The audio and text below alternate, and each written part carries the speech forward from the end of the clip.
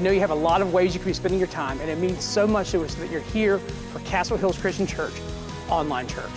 We encourage everyone to minimize distractions, to grab a Bible, and to prepare your heart and mind to worship, learn, and fellowship together online. Later in the service, we'll be taking communion together, so we encourage you to grab some bread and some juice to prepare for that later on in the service. We're asking everyone to fill out a connection card at chccsa.info. There you'll find all kinds of other information about our church. We'd love to connect with you at chccsa.info. Let's worship together.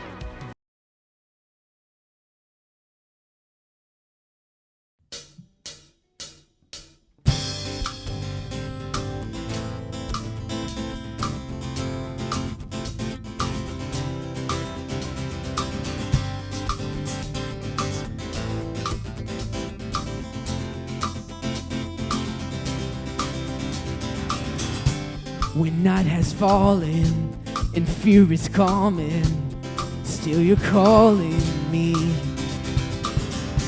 When faith is lost and my hope exhausted, you will be my strength. And when my mind says I'm not good enough, God, you're enough for me. Yeah, I've decided I'm not giving up, 'cause you won't give up on me. You won't give up on me. Your love is holding on and it won't let go. I feel it breaking out like an echo. Your love is holding on and it won't let go. I can feel it breaking out like an echo in my soul. Oh, so in every season you keep repeating promises to me. Now there's no stopping what you have started until it is complete. When my mind says I'm not good enough, God, you're enough for me. Yeah, I've decided I'm not giving up, 'cause you won't give up on me. You won't give up on me. Your love is holding on and it won't let go. I can feel it breaking out like an echo. Your love is holding on and it won't let go. I can feel it breaking out like an echo in my soul. Oh, so like an echo in my soul. Oh, so when my mind says I'm not good enough, God, you're enough for me. Yeah, I've decided I'm not giving up, 'cause you won't give up on me. You won't give up on me. Your love is holding on and it won't let go. I can feel it breaking out like an echo.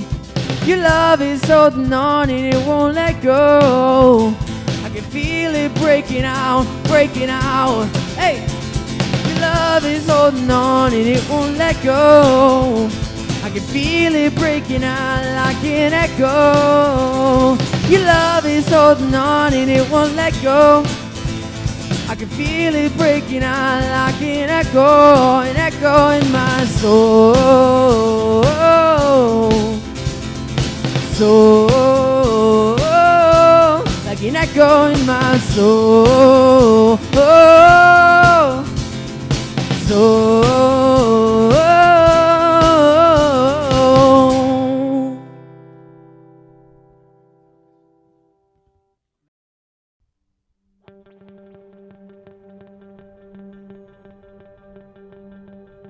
I raise a hallelujah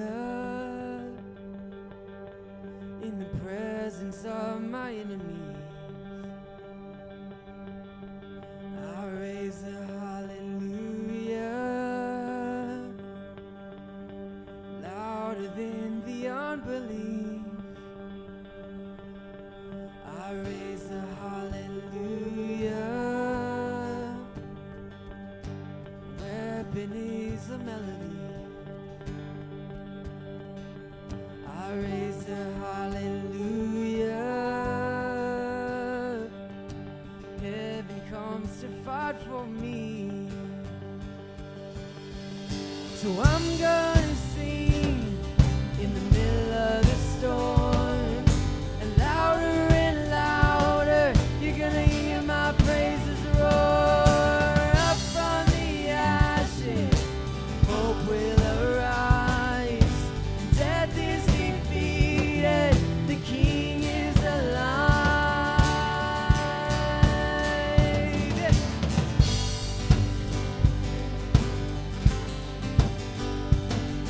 Now raise the hallelujah with everything inside of me. I raise the hallelujah.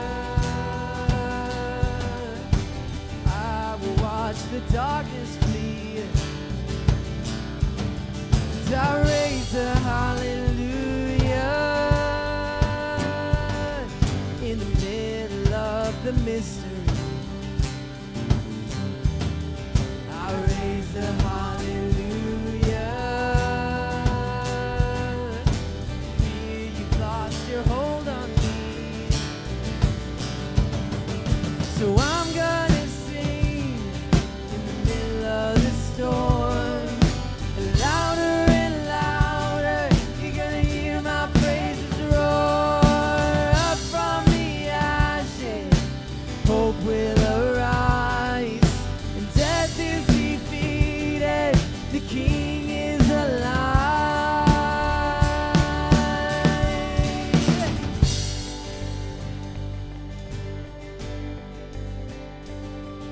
Sing it louder. In the presence of my enemy, Sing a little louder. oh, louder than the unbelief.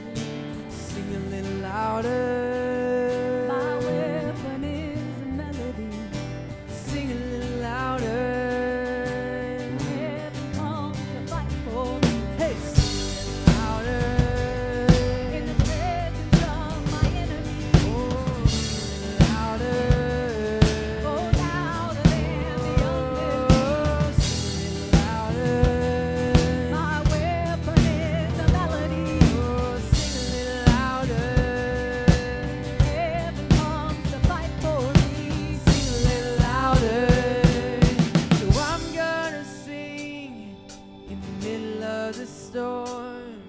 And louder, you're gonna hear my praises roar. Up from the ashes, hope will arise. And death is defeated, the King is alive.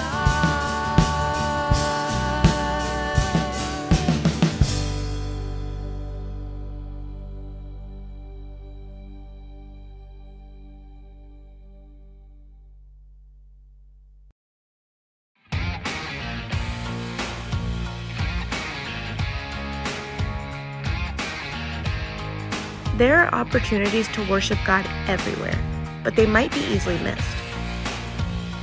Most often, we see images of worship being done behind microphones and on stages. While that kind of worship is good, it isn't the only kind of worship we need. The Book of Psalms helps us find our own unique anthems. The Psalms leads us to worship God with all of creation, remembering what God has done, even when it's difficult, because we are God's family. As we explore this beautiful collection of ancient Hebrew poetry, we will discover that worship is much bigger than we ever imagined.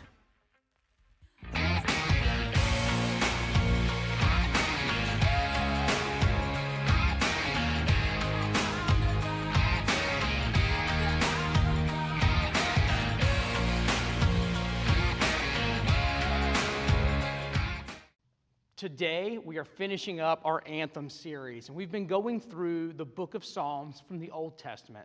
Now, we haven't covered every psalm in this series, Anthem. Instead, we've tried to highlight psalms that represent types of material that you'll find in this collection of ancient Hebrew poetry that we call the book of Psalms. The Psalms lead us to worship God with all of creation, remembering what God has done, even when it's difficult, because we are God's family. There's different types of Psalms we find here, and at different points in life, you'll probably connect with them differently. But I want you to think for a moment of all the types of Psalms we've gone through. Which do you connect most deeply with right now? Do you connect most deeply with Psalms of creation, with Psalms of remembrance, with Psalms of lament, or Psalms of celebration? Like I said, at some point in your life, you're probably going to connect differently with each one of these Psalms. There's times where it's important for us to just appreciate and enjoy the world around us and the things that God has created for us to experience and to love and to enjoy. There's other times where we need to be reminded of what God has done for us individually and collectively in the past. There's times where we're going through something difficult and we need to learn to grieve the pain and the loss. We need to lament, and we need to notice that there's things that are wrong and broken in the world around us and wrestle with those things. And then there's times where we need to come together as a church family, as a group of believers, and to really celebrate together. So at different points in time, we maybe connect with different types of Psalms differently and more deeply in those moments. This time of year right now is very interesting. This is Memorial Weekend, when Americans commemorate fallen soldiers, those who have died while performing their military duties. And for many people, this brings up issues of pain and loss and heartache. It's a time to reflect on the past and those who have gone before us and those who have made sacrifices. But this is also a time of year where many people are coming to the end of their time in school. Some of them just for a year, and they're looking forward to summer break. But others are looking forward to graduation and a transition in life. And they're asking questions like, what's next for me? And what does the future have to hold for me? And the Psalms has this beautiful way of helping us process both of those thoughts and emotions. It helps us to both look toward the past and reflect on the things behind us, and to look toward the future optimistically, looking for something more and greater ahead of us. One of my favorite Psalms is Psalm 15. I want to read it to you this morning. O Lord, who shall sojourn in your tent, and who shall dwell on your holy hill? He who walks blamelessly and does what is right, and speaks the truth in his heart, who does not slander with his tongue, and does no evil to his neighbor, nor takes up a reproach against a friend, in whose eyes a vile person is despised, but who honors those who fear the Lord, who swears to his own hurt and does not change, who does not put out his money at interest and does not take a bribe against the innocent. He who does these things shall never be moved. I love this poem here in Psalm 15, and it's talking about who is it that's worthy or able to sojourn in God's tent. And there's some words there, some that we maybe are familiar with and some that maybe we aren't. When I hear this idea of being in a tent, it reminds me of camping. I always loved camping growing up. I was in the Boy Scouts, and we would go out camping pretty often, and I got to camp in some pretty beautiful places. But there's something fun about being in a temporary spot where you just get to put down roots for just a moment and to enjoy what that area has to offer. You can camp at the beach or in the mountains and have completely different experiences because you're really impacted by your surroundings, and you're living right there in that one space and that one moment in time when you're camping. You're really aware of how temporary life situations are when you're camping. But to sojourn means to be somewhere where you actually don't really belong, to be on a journey or to be nomadic in nature. This reminds the people of Israel of their time when they left slavery in Egypt and they wandered in the desert on their way toward the promised land, knowing that God had something good in store for them, but instead they were traveling, not quite experiencing the fullness of it, taking in all this temporary nature, living place to place, day to day in this nomadic life. But God was with them. God made his presence there among them in a tabernacle, a tent, where God would be worshiped and experienced and celebrated. And here it's asking the question, who's going to be able to experience this nomadic life with God?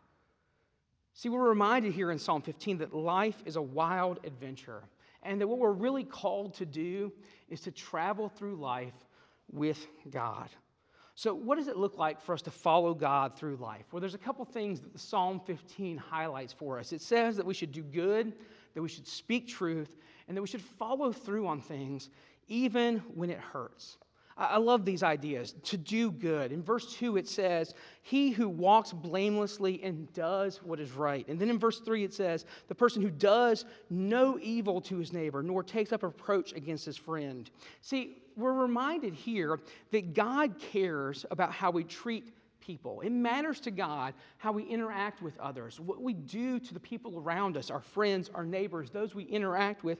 God cares about the way we treat other people. We need to do what is right by those around us. Verse 5 goes on to even add to this that the person who can sojourn with God, who can be on journey with God in life, is the one who does not put out his money at interest and does not take a bribe against the innocent.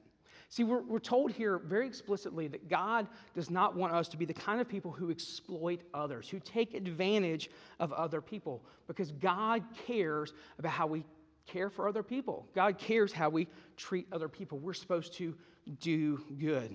We're also told here, though, that we're supposed to speak truth. In verse 2, it says that the person who can sojourn with God, who can journey with God in life, is the one who can speak truth in his heart. And verse 3 says it's the one who does not slander with his tongue. It matters what you say. You need to be the kind of person who says what is right and what is good. And then we need to be willing to follow through on our commitments. Verse 4 says, he who swears to his own hurt and does not change. See, it's one thing to make a commitment when it doesn't cost you anything, when you know that there are no consequences for breaking it.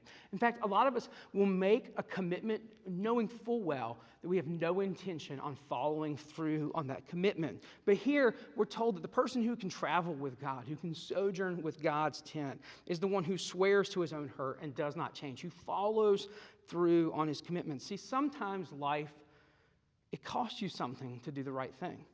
And sometimes in life, following God is actually really difficult and it requires sacrifices. It reminds me of what Jesus says in the Sermon on the Mount, that we're supposed to let our yes be yes and our no be no. See, we're supposed to follow through even when it costs us something, even when it requires our sacrifice. See, Psalm 15 is a wisdom psalm. Psalm 15 exists to help godly people know what it means to live godly lives, to make good, God-honoring decisions. Psalm 15 reminds us that worshiping God is something we do with our whole selves. It's not just something we show up for on Sunday mornings.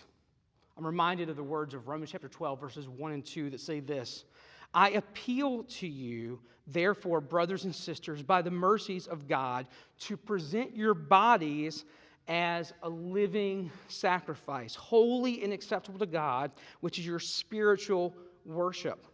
Do not be conformed to the world, but be transformed by the renewing of your minds, so that you may discern wisdom, you may discern what the will of God is, what is good and acceptable and perfect.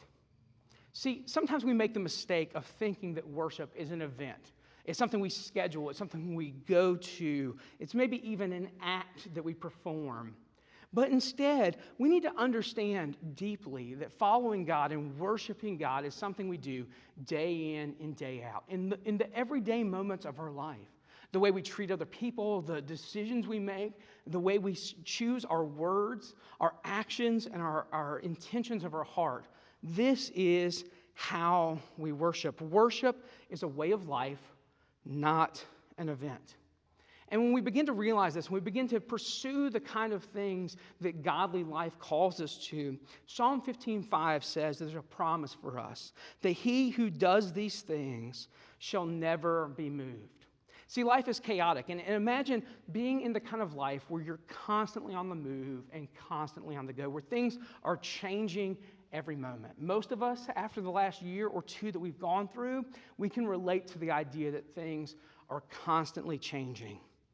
Well, when we're in the midst of something that's constantly changing, when we're living a nomadic life, on the go, traveling through life, constantly changing with God, most of us want nothing more than for life to be stable. And the promise here in Psalm 15 is that if we want to sojourn with God's tent, if we want to journey through the chaotic life that God has called us to, when we begin to do godly things, when we begin to do what is right and we speak truth and we follow through on our commitments, even when it costs us something, then when we do this, our life will be firm. It will never be shaken or moved. See, the book of Psalms helps us find our own unique anthems as we journey through life with God.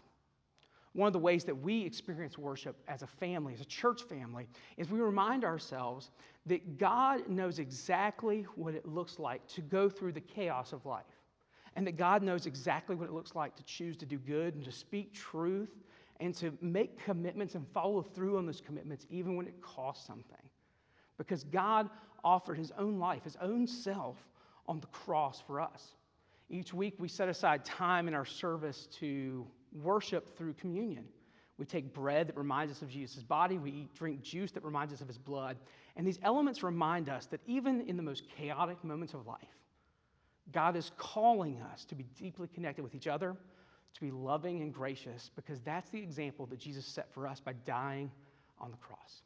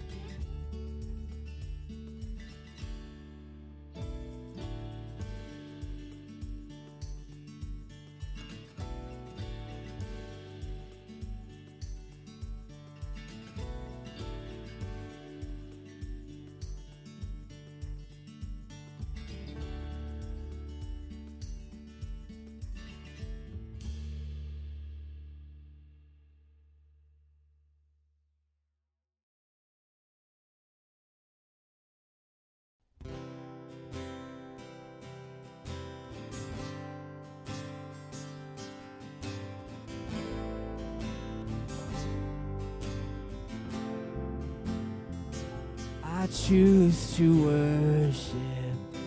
I choose you now. Though there's pain in the offering, I lay it down. And here in the conflict, when doubt surrounds, though my soul is unraveling, I choose you now. And I will praise you through the fire, through the storm, and through the flood. There is nothing that could ever steal my soul. In the valley, you are worthy. You are good when life is not. You will always and forever be my song. I build my altar right here and now. In the midst of the darkest night, it won't burn out. For you are perfect, no matter what. In the joy or the suffering, I sing it loud. So I will praise you through the fire, through the storm, and through the flood. There nothing that could ever steal my soul. In the valley, you are worthy. You are good when life is not. You will always and forever be my song.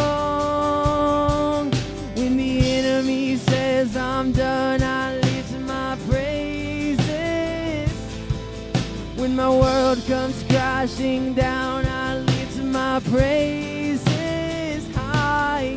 Till the darkness turns to dawn, I lift my praises. Oh, I choose to worship. I choose you now. When the enemy says I'm done, I lift my praises. When my world comes crashing down, I lift my praises high. Till the darkness turns to dawn, I lift my praises. Oh, I choose to worship. I choose you now.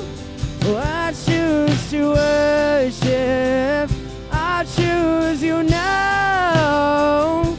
And I will praise you through the fire, through the storm and through the flood.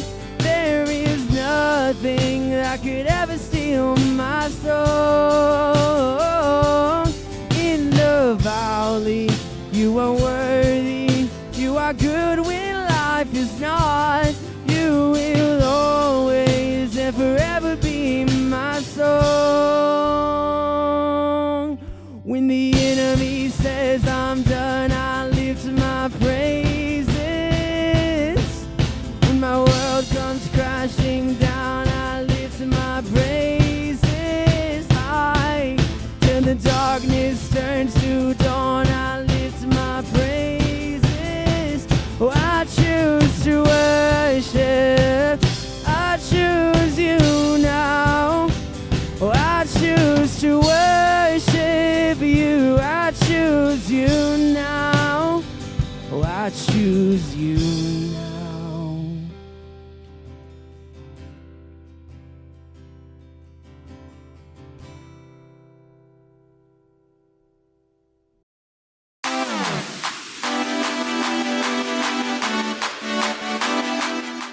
We're excited to know that some of you are ready to take some next steps in your faith journey. We want to come alongside you, support you, and equip you through this process. chccsa.info is your central hub for all next steps. If you want to submit a prayer request, talk to someone about getting baptized and giving your life to Jesus, or you're looking for a place to serve or a place to get connected to our church, chccsa.info is a great place to start for all these next steps. Some of you call Castle Hills Christian Church your home. And if that's you and you want to continue to partner with us financially as we serve both here in San Antonio and around the world, you can go to give.chccsa.com, or you can text the message GIVE to the number 210-903-5440. Thank you for your support. We're so glad that you're here today, and we hope to see you next week.